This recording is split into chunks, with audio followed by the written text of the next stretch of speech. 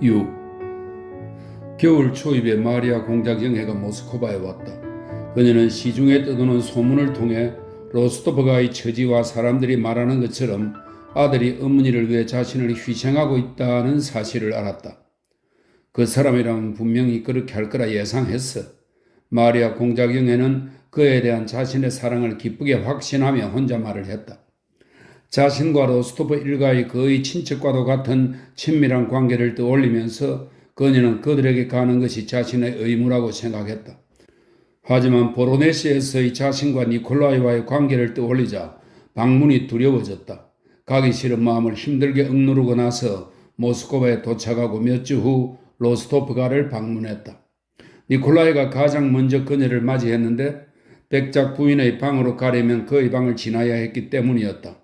그녀는 니콜라이가 자신을 보고 기뻐할 거라 기대했지만 니콜라이는 마리아 공작 영해를 처음 본 순간 차갑고 무뚝뚝하고 오만한 표정을 지었다. 니콜라이는 그녀의 건강에 대해 묻고는 그녀를 어머니 방으로 데려간 후 5분 정도 앉아 있다가 방에서 나가버렸다. 공작 영해가 백작 부인의 방에서 나오자 니콜라이는 다시 그녀를 맞으며 유독 정중하고 무뚝뚝하게 대기실로 안내했다. 그는 백작 부인의 건강을 염려하는 그녀의 언급에도 단 한마디 대꾸하지 않았다. 당신과 무슨 상관입니까? 날 좀 내버려 두십시오. 그의 눈길은 그렇게 말하고 있었다. 대체 왜 할 일 없이 돌아다니는 거지? 뭘 원하는 거지? 난 저런 아가씨들이나 저런 모든 인사치레를 견딜 수가 없어. 공작 영해의 카레타가 집에서 멀어지자 그는 화를 참을 수 없었는지 소냐를 앞에 두고 큰 소리로 말했다. 어떻게 그렇게 말할 수 있어, 니콜라? 소냐는 간신히 기쁨을 숨기며 말했다. 그녀는 정말 착한 사람이야. 어머니도 그녀를 무척 좋아해. 니콜라이는 아무 대답도 하지 않았는데 공작 영해에 대해서는 더 이상 말하고 싶지 않은 듯 했다. 하지만 그녀의 방문 이후 노백작 부인은 하루에도 몇 번씩 그녀에 대해 이야기했다. 백작 부인은 공작 영해를 칭찬했고 그녀를 방문하라고 아들에게 요구했으며 더 자주 그녀를 보고 싶다는 바람을 내비쳤는데 그러나 한편으로는 그녀에 대해 말할 때마다 항상 언짢은 기분을 느꼈다. 어머니가 마리아 공작 영해 이야기를 할 때 니콜라이는 조용히 있으려고 노력했으나 그 침묵이 백작 부인을 되레 성나게 했다. 그녀는 정말 훌륭하고 좋은 아가씨야. 백작 부인이 말했다. 너도 그 아가씨를 방문해야 해.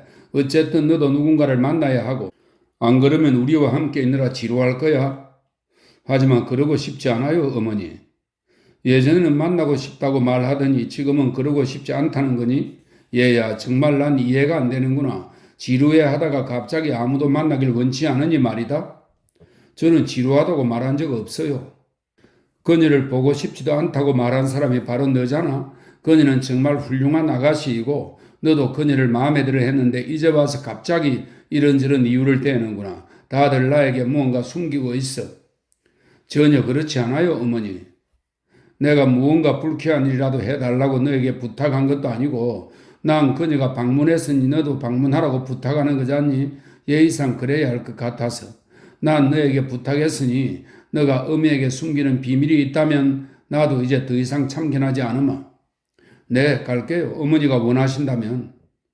나는 아무래도 상관없어. 널 위해서 그런 거니까. 니콜라이는 콧수염을 씹으며 한숨을 내쉬곤 어머니 외 주의를 다른 데로 돌리기 위해 카드를 널어놓았다. 다음날, 그 다음날, 또 그 다음날도 똑같은 이야기가 계속 반복되었다. 마리아 공작 영해는 로스토프가를 방문했다가 니콜라이로부터 뜻밖의 차가운 응대를 받은 후 로스토프가에 가고 싶지 않았던 자신의 판단이 옳았음을 인정했다. 난 다른 것을 기대한 게 아니었어. 그녀는 자존심을 세우려고 속으로 중얼거렸다. 그 사람에게는 볼 일도 없었고 난 다만 나에게 늘 친절하셨고 많은 은혜를 베푸신 노 부인을 만나고 싶었을 뿐이야. 그러나 이러한 이유들로 마음을 진정시킬 수 없었다. 자신의 방문을 떠올릴 때마다 후회 비슷한 감정이 그녀를 괴롭혔다. 그녀는 더 이상 로스토프가에 가지 않고 그 모든 것을 잊겠노라 굳게 결심했지만 자신의 불안정한 마음 상태를 끊임없이 느꼈다. 그리고 자신을 괴롭히는 것이 도대체 무엇인지 자문할 때 그것이 자신과 로스토프의 관계라는 것을 인정하지 않을 수 없었다. 그의 차갑고 정중한 의존은 그녀에 대한 감정에서 나온 것이 아니며 그 의존은 무언가를 감추고 있었다. 그녀는 그것을 알고 있었다. 그녀는 그 무언가에 대해 해명해야 했다. 그전까지는 자신의 마음이 평온해질 수 없음을 그녀는 느꼈다. 한겨울 무렵 그녀가 조카의 공부를 봐주면서 공부방에 앉아 있을 때 하인이 로스토프가 방문했음을 알렸다. 그녀는 자신의 비밀과 동료를 드러내지 않겠다고 굳게 결심하고는 마드모아젤 브리엔을 불러 함께 응접실로 갔다. 니콜라이의 얼굴을 처음 보자마자 그녀는 그가 단지 예의상 의무를 이행하기 위해 방문했다는 것을 알아챘고 자기 역시 그가 그녀를 대했던 것과 똑같은 태도를 취하리라 굳게 마음먹었다. 그들은 백작 부인의 건강에 대해, 공통의 지인들에 대해, 최근의 전쟁 소식에 대해 이야기했고 손님이 예의상 앉아 있어야 할 10분이 지나자 니콜라이는 자리에서 일어나 작별 인사를 했다. 공작경에는 마드모아젤 브리엔의 도움으로 이야기를 잘 이어나갈 수 있었다. 그러나 마지막 순간 그가 자리에서 일어났을 때 그녀는 자신과 아무 상관도 없는 이야기를 하느라 지친 데다 자기 인생에는 이다지도 기쁨이 별로 없을까라는 생각에 몰두하여 멍한 상태가 되어 그녀 특유의 반짝이는 눈을 정면에 고정한 채 그가 일어나는 것도 모르고 미동도 없이 앉아 있었다. 그녀를 본 니콜라이는 그녀의 멍한 모습을 눈치채지 못한 척하기 위해 마드모아젤 브리엔에게 몇 마디 하고 나서 다시 공작 영애를 보았다. 그녀는 여전히 꼼짝 않고 앉아 있었는데 그 상냥한 얼굴에는 고통이 어려 있었다. 불현듯 그는 그녀가 불쌍하게 느껴졌고 그녀의 얼굴에 어린 슬픔이 어쩌면 자기 때문일 수도 있다고 어렴풋이 생각했다. 그는 그녀를 도와주고 무언가 유쾌한 말을 하고 싶었다. 하지만 그녀에게 할 말이 도무지 생각나지 않았다. 안녕히 계십시오, 공작영애. 그가 말했다. 그녀는 정신을 차리고 얼굴을 붉히며 무겁게 한숨을 쉬었다.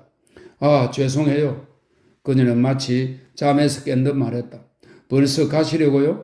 그럼 안녕히 가세요. 그런데 백작 부인께 드릴 베개는요? 잠시만 기다리세요. 제가 금방 가져올게요.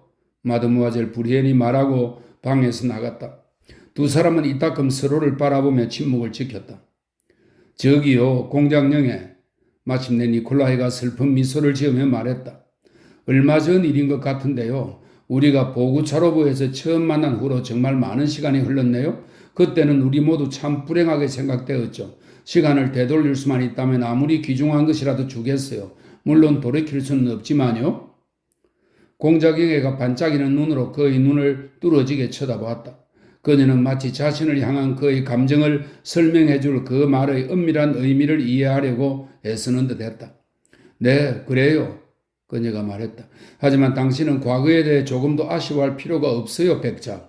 지금 제가 이해하는 당신의 삶을 통해 보면 당신은 언제나 그것을 즐겁게 추억할 것인데 왜냐하면 지금 당신이 살면서 감수하는 희생은 난 당신의 칭찬을 받아들이지 않겠습니다. 그가 서둘러 그녀의 말을 가로막았다. 오히려 난 끊임없이 나 자신을 비난합니다. 하지만 이건 전혀 재미도 즐거움도 없는 이야기입니다. 그리고 그의 눈빛은 다시 이전처럼 무뚝뚝하고 차가워졌다. 그러나 공작영애는 이미 그의 안에서 자신이 알고 사랑했던 바로 그 사람을 다시 보았고 이제는 그 사람하고만 이야기하고 있었다. 내가 이런 말 하는 것을 당신이 허락해 주리라 생각해요. 그녀가 말했다. 저는 당신과 매우 가까웠고 당신 가족과도 가까워서 당신이 제가 관여하는 것을 부적절하게 여기지 않을 거라고 생각했어요. 하지만 제 실수였어요. 그녀가 말했다. 그녀의 목소리가 갑자기 떨렸다. 왜 그런지 모르겠어요. 그녀는 마음을 가다듬고 계속해서 말했다. 예전의 당신은 전혀 다른 사람이었는데 왜라는 말에 대해서는 수천 가지 이유가 있어요. 감사합니다, 공장령에. 그는 조용히 말했다. 때로 힘들기도 해요. 바로 그것 때문이었어. 그것 때문이야. 마리아 공장령의 마음속에서 내면의 목소리가 말했다. 유쾌하고 선하고 개방적인 눈빛 하나만으로 잘생긴 외모 하나만으로 내가 이 사람을 사랑한 게 아니었어. 난 이 사람의 고결하고 굳건하고 자기 희생적인 정신을 사랑했던 거야. 그녀는 속으로 중얼거렸다. 그래, 이 사람은 이제 가난한데 나는 부유해. 그래, 단지 그것 때문이었어.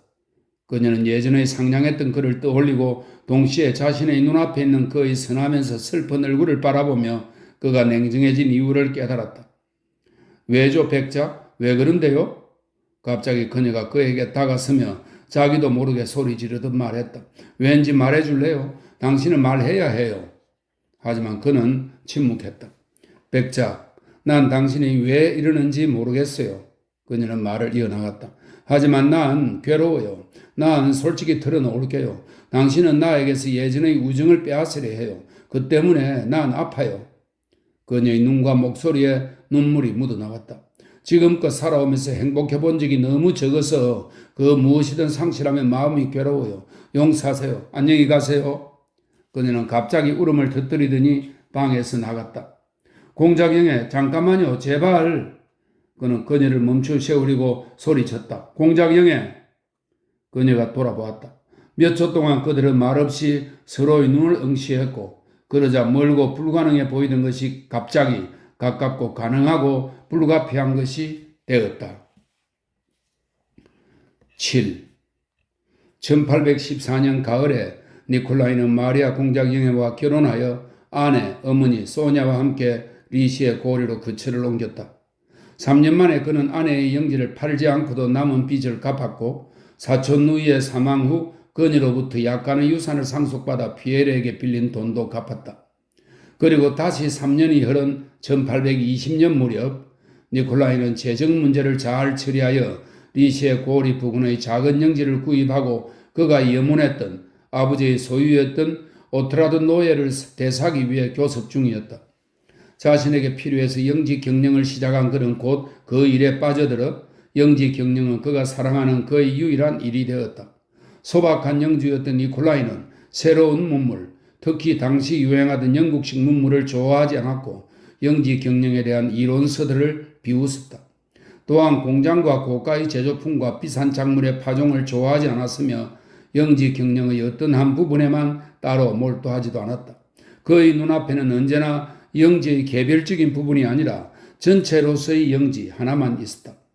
영지에서 가장 중요한 것은 토지도 아닌 공기에 있는 질소와 산소도 아닌 특별한 전기와 비료도 아닌 질소와 산소와 비료와 전기가 작용하도록 매개하는 주요 도구, 즉 농민이었다. 니콜라이가 영지 경영을 시작하여 그 경영의 다양한 부분에 깊이 파고들게 되었을 때 특히 농민이 그의 관심을 끌었다. 농민은 그에게 도구일 뿐 아니라 목적이자 심판관으로 보였다. 처음에 그는 그들이 무엇을 원하고 무엇을 선과 악으로 생각하는지 이해하려 노력하면서 농민들을 관찰했고 지시나 명령을 내리는 척하면서 농민들로부터 방법과 말과 좋고 나쁜 것에 대한 판단을 배웠다. 농민의 취향과 욕망을 이해하고 농민의 언어로 말하고 그 말의 은밀한 의미를 이해하는 법을 터득했을 때 그들과 친숙해졌다고 느꼈을 때 바로 그때가 되었어야 니콜라이는 그들을 관리하기 시작했는데 이는 농민들과의 관계에서 그가 해야만 하는 의무를 수행한 것이었다. 그 결과 니콜라이의 영지 경영은 눈부신 성과를 거두었다. 영지 관리에 착수하면서 니콜라이는 어떤 재능과도 같은 통찰력으로 만약 농민들이 선출권을 갖고 있었다면 그들이 뽑았을 만한 사람들을 영지 관리인이나 촌장, 농민 대표로 실수 없이 임명했고 그 책임자들을 절대 교체하지 않았다. 비료의 화학적 속성을 조사하기 전에 대차에 골몰하기 전에 먼저 농민들의 가축 수를 알아낸 뒤 모든 가능한 수단을 사용하여 그 수를 늘렸다. 그는 농민들의 대가족 형태를 유지하려 했고 분가를 허용하지 않았다. 게으른 자들, 방탕한 자들, 나약한 자들을 똑같이 주시하며 그들을 공동체에서 추방하려고 노력했다. 파종을 하고 근초와 곡물을 수확할 때 그는 자신의 밭과 농민들의 밭을 똑같이 감독했다.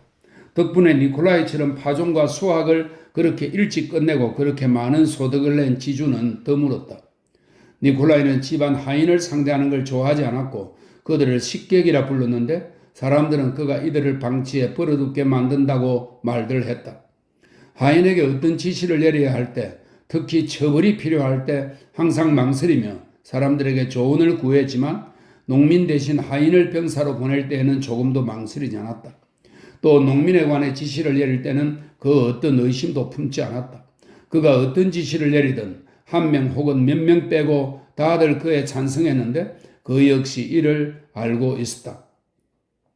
그는 자신이 그렇게 하고 싶다는 이유만으로 다른 사람에게 폐를 끼치거나 벌하는 것, 마찬가지로 자신의 개인적인 바람으로 다른 사람들의 부담을 줄여주거나 상을 주는 것을 스스로에게 허용치 않았다. 무엇을 해야 하고 무엇을 하지 말아야 하는지에 대한 척도가 무엇인지는 그 자신도 말할 수 없었을 것이다. 그러나 이 척도는 그의 마음속에 확고부동하게 자리 잡았다. 그는 자주 어떤 실패와 무질서에 대해 화를 내며 말했다. 우리 러시아 민중과는, 그리고 자신이 더 이상 농민을 견딜 수 없다고 생각했다. 그러나 그는 이런 우리 러시아 민중과 그들의 풍습을 진심으로 사랑했다. 바로 이 때문에 그는 영지 경영에서 좋은 성과를 거두는 유일한 수단과 방법을 이해하고 터득할 수 있었다. 마리아 백작 부인은 남편의 일 사랑에 질투를 느끼며 자신이 그 사랑에 함께하지 못함을 아쉬워했다. 하지만 그녀는 자신과 상관없는 낯선 세계가 그에게 주는 기쁨과 슬픔을 이해할 수 없었다. 그가 새벽에 일어나 오전 내내 밭이나 탈곡장에서 시간을 보내고 파종이나 풀백이나 추수를 하다가 그녀와 차를 마시기 위해 올 때 왜 그리 생기 있고 행복해 보이는지 그녀는 이해할 수 없었다. 또 남편이 부유한 농부 마트베이 예르미신에 대해 말하면서 다른 집은 아직 수확 전인데 그가 밤새 가족들과 곡물 다발을 옮겨 자기 밭에 낫가리를 모아놨다고 열정적으로 이야기하며 감탄하는지 그녀는 이해할 수 없었다. 마른 귀리 싸게 따뜻한 가랑비가 내릴 때 어째서 그가 창가와 발코니를 오가며 콧수염 아래로 그처럼 기쁘게 미소 짓고 눈을 찡긋거리는지, 풀백이나 수확기의 위협적인 먹구름이 바람에 날려 저 멀리 떠나가면 어째서 햇빛에 빨갛게 탄 땀 투성이가 된 남편이 쑥냄새를 풍기고 머리카락에 용담초를 붙인 채 탈곡장에서 나와 자, 이제 하루만 더 있으면 내 것도 농부들의 것도 다 탈곡장에 들어가겠군 하고 두 손을 비비며 말하는지 그녀는 이해할 수 없었다. 무엇보다 그녀가 이해하기 힘들었던 것은 항상 그녀의 바람을 먼저 알아채는 선량한 마음의 남편이 일을 면제해달라고 부탁하는 안악과 농부들의 간청을 그녀가 전했을 때 어째서 낙담한 상태에 빠져버리는지, 그 착한 니콜라가 어째서 완강하게 그 청을 거절하고 화를 내며 자기 일에 간섭하지 말라고 부탁하는지 하는 것이었다. 그녀는 그에게 그 자신이 열렬히 사랑하는 특별한 세계, 그녀가 이해할 수 없는 어떤 법칙을 가진 세계가 있음을 느꼈다. 때로 그녀가 그를 이해하려 애쓰면서 농민들을 위해 그가 베푼 공로와 선에 대해 말하면 그는 화를 내며 이렇게 대답했다. 전혀 그렇지 않아. 난 한 번도 그렇게 생각해 본 적이 없어. 난 그들의 행복을 위해 이런 일을 하는 게 아니야. 이웃의 행복이라는 건 전부 시 혹은 안악들의 동화 같은 얘기야. 난 내 아이들이 길거리에 나앉지 않도록 해야 돼. 내가 살아있는 동안 우리 재산을 형성해야 해. 그게 전부야. 그러기 위해서는 질서가 필요하고 엄격함이 필요하지. 바로 그거야. 그는 다혈질답게 주먹을 치며 말했다. 물론 공정함도 필요하고. 그는 덧붙였다. 만약 농민이 헐벗고 굶주린데다 말도 한 마리밖에 없으면 그는 자신을 위해서도 나를 위해서도 일하지 않을 테니까. 니콜라이가 자신이 다른 사람들을 위해 선을 위해 무언가를 한다는 생각을 스스로 용납하지 않았기 때문에 분명 그의 모든 활동이 유익한 결과를 내게 된 것일 것이다. 그의 재산은 급속히 불어났다. 그래서 인근의 농민들이 자기들을 사달라고 부탁하러 왔고 그가 죽은 후에 민중은 오래도록 그의 영지 경영에 대해 경건한 기억을 간직했다. 주인님은 농민들의 일이 먼저였고 자신의 일은 나중이었어. 우리를 봐주지도 않았지. 한마디로 주인님이었어. 8. 영지를 경영하는 니콜라이를 괴롭힌 한 가지는 툭하면 주먹을 휘두르던 경기병 시절의 오랜 습관과 결부된 불 같은 성미였다. 처음에는 그것이 비난받을 만한 것이라고 전혀 생각하지 않았지만 결혼 2년째 되는 해 그런 처벌에 대한 그의 시각이 돌연 바뀌었다. 어느 여름날 죽은 드론에 이어 촌장으로 선출된 보구차로보의 촌장이 여러 건의 사기와 태만으로 고발을 당해 호출되었다. 니콜라이는 현관 계단에 있는 그에게로 갔고 촌장이 처음으로 몇 마디 대답을 하자마자 현관에서 비명과 구타 소리가 들렸다. 아침 식사를 하러 집에 들어온 니콜라이는 수틀 위로 고개를 바싹 숙이고 앉아있는 아내에게 다가가 평소처럼 그날 아침 그의 관심을 차지한 것에 대해 하기 시작했고, 그러다가 보구차부로 촌장 이야기도 나왔다. 마리아 백작 부인의 얼굴이 붉어졌다 창백해졌다 했고, 그녀는 입술을 꼭 다문 채 여전히 고개를 숙이고 앉아 남편의 말에 아무 대꾸도 하지 않았다. 정말이지 뻔뻔한 놈이야. 그는 생각만으로도 열이 오르는지 이렇게 말했다. 뭐 취해서 몰랐다고? 내게 말하면 무슨 일이 있어 말이? 돌연 그가 물었다. 마리아 백작 부인은 고개를 들고 무언가 말하려 했지만 다시 고개를 숙이며 입술을 다물었다. 왜 그래? 무슨 일이지 여보? 예쁘지 않은 마리아 백작 부인이지만 울 때는 언제나 사랑스럽게 보였다. 그녀는 아프거나 화가 나서 운 적은 결코 없었고 항상 슬프거나 누군가 불쌍해서 울었다. 그리고 그녀가 울 때면 그 반짝이는 눈은 거부할 수 없는 매력을 띠었다. 니콜라이가 손을 잡자 그녀는 참지 못하고 울음을 터뜨렸다. 니콜라, 나는 봤어요. 그 사람이 잘못한 거지만 왜 당신은 니콜라? 그러더니 그녀는 두 손으로 얼굴을 가렸다. 니콜라이는 얼굴이 새빨개져서 잠시 침묵하더니 그녀에게서 물러나 묵묵히 방 안을 걸어다녔다. 그는 그녀가 왜 우는지 깨달았지만 어릴 때부터 자신에게 익숙하고 지극히 평범하다 생각하던 것을 나쁘다고 하는 그녀에게 내심 동의할 수 없었다. 이건 그냥 하는 말이야. 안악들이 통하지. 아니면 정말 아내의 말이 옳은 걸까? 그는 스스로에게 물었다.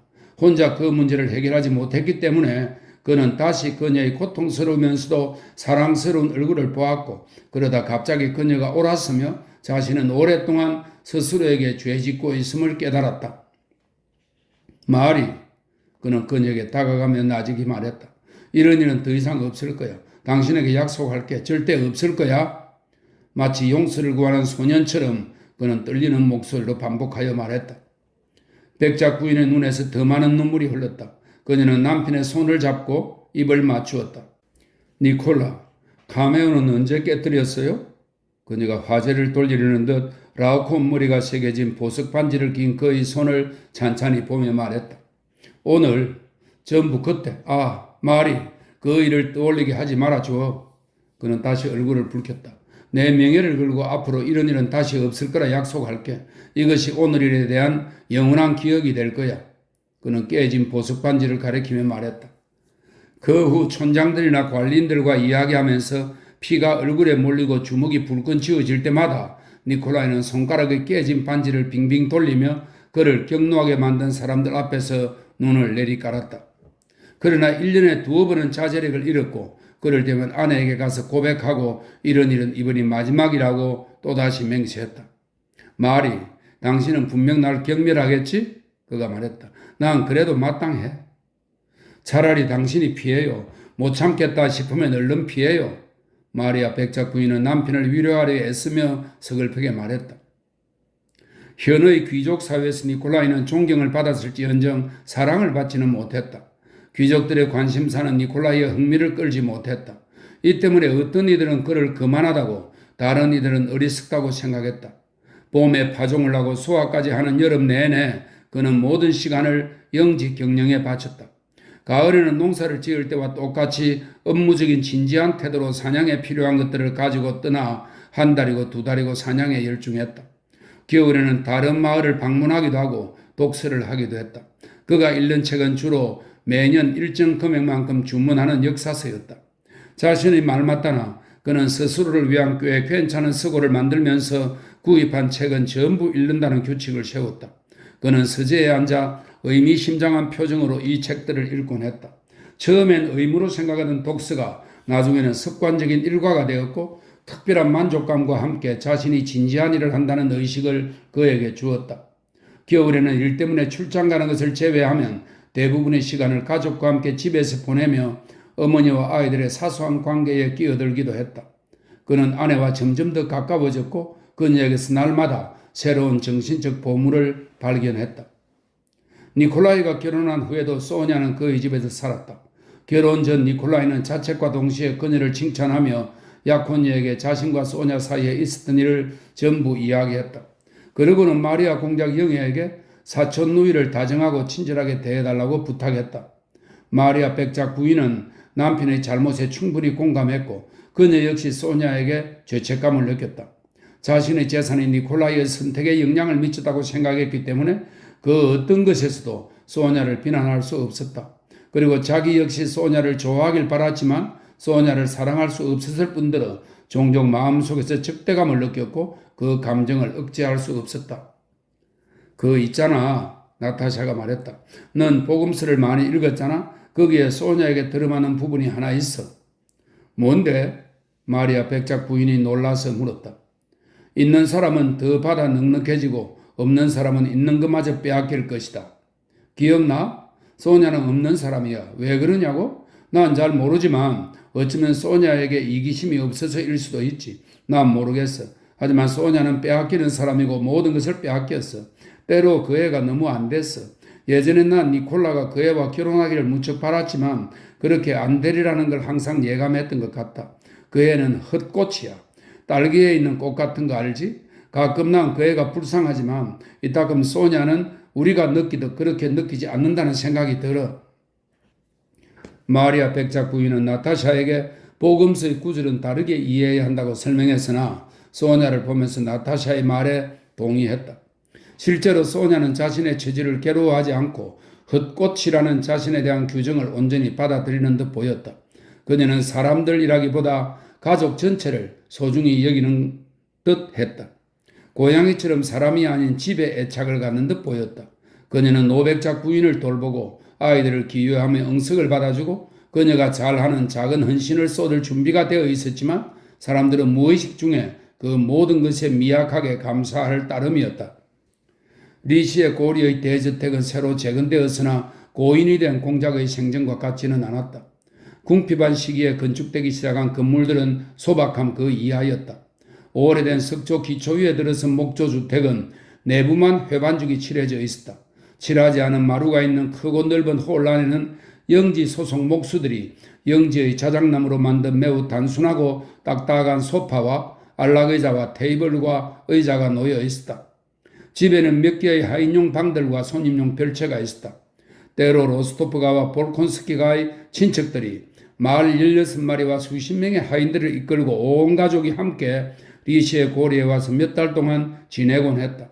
또 1년에 4번, 즉 주인 부부의 명명일과 생일에는 하루나 이틀 예정으로 묵기 위해 100명에 달하는 손님들이 찾아왔다. 그 외 나머지 시간에는 평범한 일들과 차와 가정식 아침과 점심, 저녁이 있는 깨지지 않는 규칙적인 생활이 계속되었다. 9. 1820년 12월 5일 겨울의 니콜라이 축일 전야였다. 그해 나타샤는 아이들, 남편과 함께 가을 초부터 오빠네 집에서 머물렀다. 피에르는 페테르부르크에 있었다. 특별한 일 때문에 3주 예정으로 다녀오겠다고 말했는데 벌써 7주나 체류하고 있었다. 모두들 그가 돌아오기를 학수고대했다. 12월 5일 로스토프가에는 베조프 가족 말고도 니콜라이의 예친구인 퇴역 장군 바실리 표도로비치 데니소프도 손님으로 머물고 있었다.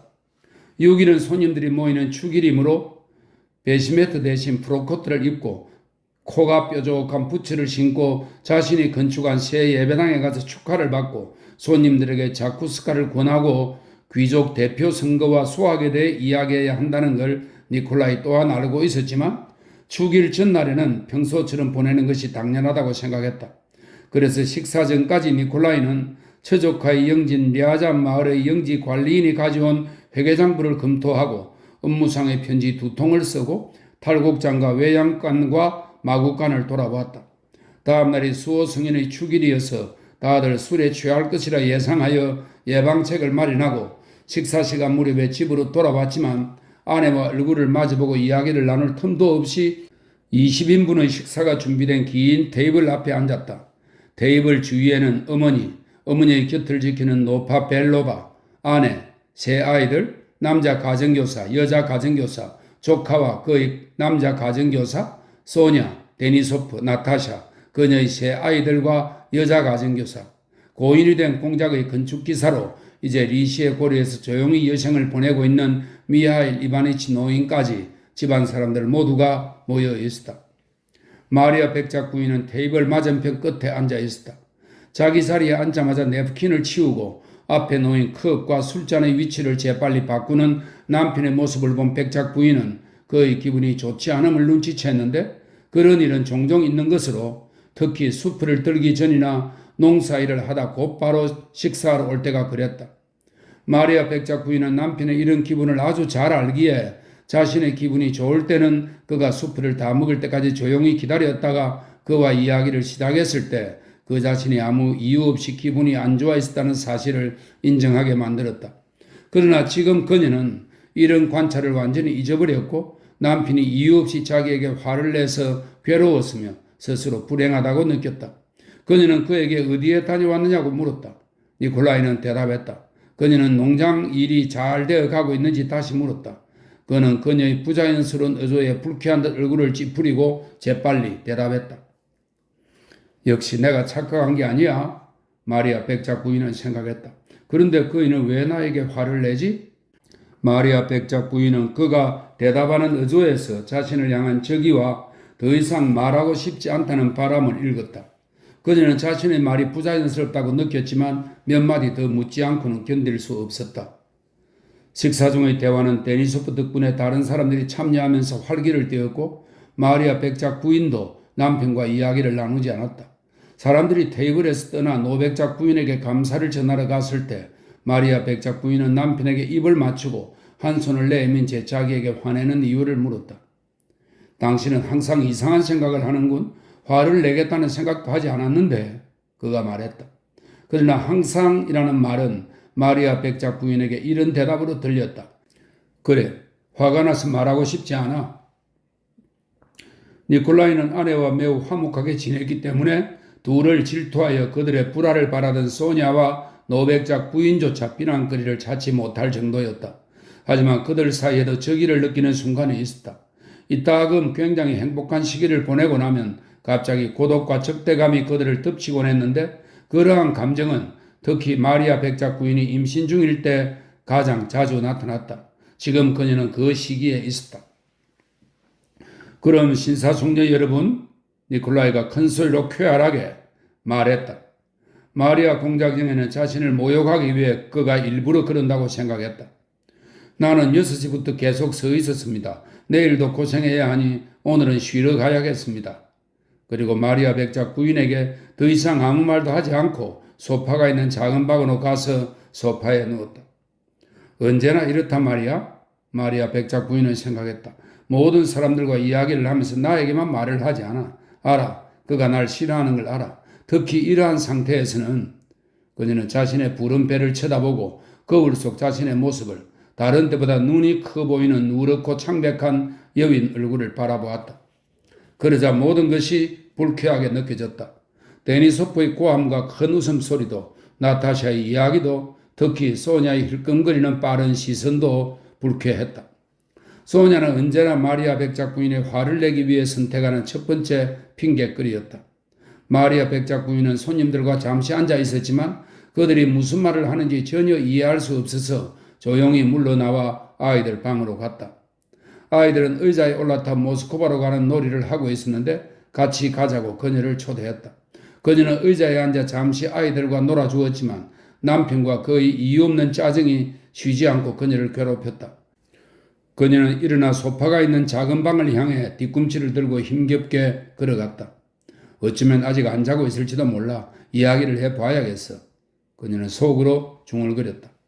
장남 안드루샤가 그녀를 흉내내어 뒤꿈치를 들고 조용히 뒤따라왔다. 마리아 백작 부인은 그것을 눈치채지 못했다. 마리, 아마 그는 자고 있을 거예요. 피곤했으니까요. 소냐가 소파가 있는 큰 방에서 말했다. 마리아 백작 부인에게는 어디를 가나 소냐와 마주치는 것처럼 느껴졌다. 안드리우스가 니콜라이를 깨우지 못하게 하세요. 주위를 둘러보다가 안드리우스를 발견한 마리아 백작 부인은 소냐의 말이 옳다고 느끼면서도 바로 그 때문에 화가 났고 심한 말을 하고 싶은 걸 간신히 참는 듯 했다. 그녀는 아무 말도 하지 않았고 소냐의 말에 반발하듯 안드리우스에게 떠들지 말고 따라오라는 손짓을 하고 문으로 다가갔다. 소냐는 다른 문으로 나갔다. 니콜라이가 잠든 방에서는 그녀에겐 그 미묘한 차이까지도 익숙한 그의 고른 숨소리가 들렸다.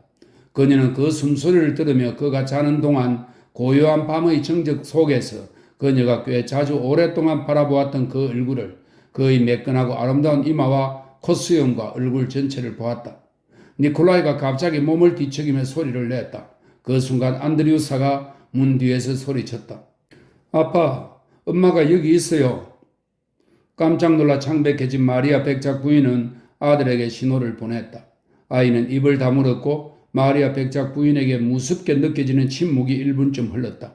그녀는 니콜라이가 깨우는 걸 매우 싫어한다는 것을 알고 있었다.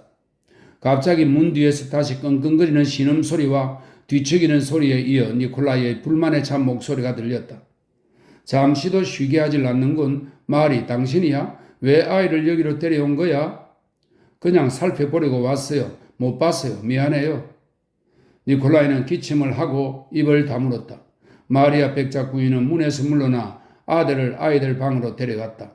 5분 후 아버지가 기여하는 검은 눈의 3살짜리 막내 나타샤가 오빠한테서 아빠가 작은 소파방에서 자고 있다는 말을 듣고 어머니 몰래 아버지에게 달려갔다.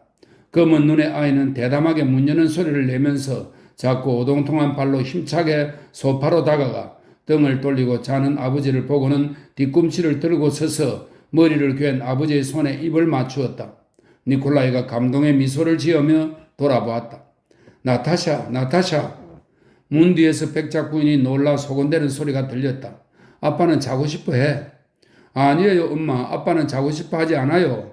어린 나타샤가 확신에 차서 말했다. 아빠는 웃고 있어. 니콜라이는 2발을 내리고 일어나 딸을 안았다. 들어와, 마샤. 그가 아내에게 말했다. 마리아 백작 부인은 방으로 들어와 남편 옆에 앉았다. 난 애가 뒤따라 달려오는 걸 못 봤어요. 그녀는 머뭇거리며 말했다. 난 너무... 니콜라이는 한 손으로 딸을 안고 아내를 바라보다가 아내의 얼굴에 나타난 미안함을 알아채고는 다른 팔로 아내를 안고 머리카락에 입 맞추었다. 엄마한테 뽀뽀해도 되지? 그가 나타샤에게 물었다. 나타샤는 수줍은 미소를 지었다. 또 해. 니콜라이가 아내에게 입 맞춘 곳을 명령조의 몸짓으로 가리키며 아이가 말했다. 난 모르겠어. 왜 당신은 내 기분이 나쁘다고 생각하는 거지? 아내의 마음속 질문을 알고 있던 니콜라이는 그 질문에 답하며 되물었다. 당신이 그럴 때면 내가 얼마나 불행하고 외로운지 당신은 상상도 못할 거예요? 언제나 그렇게 느껴져요. 말이 그만해. 바보 같은 소리야. 부끄럽지 않아? 그는 유쾌하게 말했다. 당신은 나를 사랑할 수 없는 것 같아요. 난 너무 못생기고 그리고 언제나 그런데 지금은 이런 상태라. 정말 웃기는군.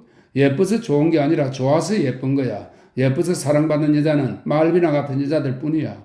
그런데 내가 정말로 아내를 사랑하는 걸까? 난 사랑하지 않아. 그냥 어떻게 말해야 할지 모르겠어. 당신이 없으면 그리고 어떤 고양이가 우리 앞을 지나갈 때면 마치 내가 파멸한 것처럼 아무것도 할 수 없을 거야.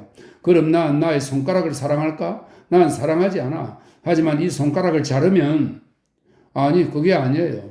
하지만 당신 말은 이해하겠어요. 그럼 나한테 화가 난 게 아니죠? 굉장히 화가 났지. 그는 웃으며 말하고는 일어나 머리를 매만지고 방 안을 걸어다니기 시작했다. 마리, 당신은 내가 무슨 생각을 하는지 알아? 화해를 하자마자 그는 아내에게 자신이 생각하는 바를 소리내어 말하기 시작했다. 그는 자신의 말을 들을 준비가 되었는지 아내에게 묻지 않았다. 그에게는 어쨌거나 상관없었다. 그에게 생각이 떠올랐다면 그녀에게도 떠오른 것이다. 그는 피에르에게 봄까지 자신들 집에 머물도록 설득하겠다는 계획을 그녀에게 이야기했다. 마리아 백작 부인은 남편의 말을 다 듣고 나서 자신의 의견을 말한 후 이번에는 자신의 생각을 말하기 시작했다. 그녀의 생각은 아이들에 관한 것이었다. 이제 여인처럼 보이네요? 그녀는 나타샤를 가리키며 프랑스로 말했다. 당신은 우리 여자들을 비논리적이라고 비난하지만 여기 이 아이가 우리의 논리예요. 아빠는 자고 싶어 하셔 라고 나는 말했는데 그 아이는 아니에요. 아빠는 웃고 있어 라고 했어요. 그리고 아이 말이 맞았어요. 마리아 백작 부인은 행복한 미소를 지으며 말했다. 그래, 그렇구나. 니콜라이는 강인한 팔로 딸을 높이 들어올려 어깨 위에 앉히고는 딸의 작은 2발을 잡고 방 안을 서성였다. 아버지와 딸이 똑같이 아무 생각 없는 행복한 얼굴이 되었다. 그런데 있잖아요. 당신은 좀 불공평할 수도 있어요. 당신은 그 애만 너무 좋아해요. 마리아 백작 부인이 프랑스어로 속삭였다. 그래, 그런데 어쩌겠어? 나도 티를 안 내리고 노력하고 있어. 그때 현관방과 대기실에서 누군가의 도착을 알리는 듯한 문고리 소리와 발소리가 들렸다. 누가 왔나 보군? 분명 피에르일 거예요. 내가 가서 볼게요. 마리아 백작 부인이 말하고 방에서 나갔다. 니콜라이는 그녀가 없는 동안 딸을 어깨에 태운 채 방 안을 빠르게 뛰어다녔다. 숨이 찼던 그는 깔깔거리며 웃는 딸을 재빨리 어깨에서 내려 가슴에 꼭 안았다. 뛰는 것은 그에게 춤을 연상시켰고 그는 아이의 작고 동그란 행복한 얼굴을 보며 자신이 노인이 되어 딸을 데리고 다니기 시작할 때 그리고 죽은 아버지가 딸과 다닐라 쿠포르를 추곤했듯이 자신과 딸이 마주루카를 추게 될 때 이 아이는 어떤 모습일까 생각했다. 그가 맞아요. 그예요, 니콜라. 몇 분 후 마리아 백작 부인이 방으로 돌아와 말했다. 우리 나타샤가 이제 생기를 띠게 되었어요. 그녀가 얼마나 기뻐하는지 늦게 온 것에 대해 그 사람을 혼내는 걸 당신은 봐야 해요. 자, 어서 가요, 어서. 이제 그만 떨어져요. 그녀는 아버지에게 꼭 붙어있는 딸을 보고 웃으며 말했다. 니콜라이는 딸의 손을 잡고 밖으로 나갔다. 마리아 백작 부인은 소파가 있는 방에 남았다. 절대로 믿지 않았을 거야. 그녀는 중얼거렸다. 이렇게 행복해질 거라곤. 그녀의 얼굴이 미소로 빛나는 순간 그녀는 한숨을 쉬었고 그녀의 깊은 시선에는 고요한 슬픔이 어렸다. 이 생에서는 자신이 느끼는 이 행복 말고 다다를 수 없는 또 다른 행복이 있는 것 같다고 이 순간 문득 그 행복을 떠올렸다.